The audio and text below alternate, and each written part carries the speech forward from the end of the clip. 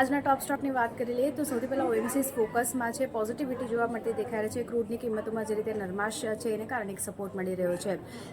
ત્યારબાદ રૂટ મોબાઈલની વાત કરી લઈએ 8% આસપાસની તેજી, કારણ કે પ્રોક્સિમસ ગ્લોબલ અને ટેલિસી સાઇન સાથે નોકિયા સાથે કરાર કર્યા છે અહીંયા, એને કારણે એક પોઝિટિવિટી બનતી દેખાઈ રહી છે. આરપીપી ઇન્ફ્રામાં ઓર્ડર મળવાના સમાચારથી સપોર્ટ મળી રહ્યો છે. સ્ટોકમાં 5%ની આસપાસની તેજી છે.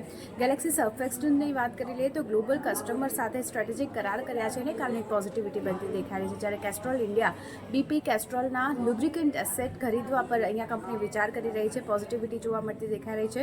ઝાયડસ લાઇફની વાત કરી લઈએ તો યુએસએફડીએ પાસેથી નવી દવાને અંતિમ મંજૂરી મળી છે. સંવર્ધન મધરસન પોઝિટિવિટી એટલા માટે કારણ કે ટ્રમ્પે ઓટોમેકર્સ ટેરિફ પર 1 મહિનાની રાહત આપી છે, એને કારણે પોઝિટિવિટી અહીંયા બનતી દેખાઈ રહી છે. સેક્ટર સ્પેસિફિક વાત કરી લઈએ તો આજે તમામ સેક્ટરલ ઇન્ડેક્સમાં એક તેજી સાથેનું કામકાજ થઈ રહ્યું છે.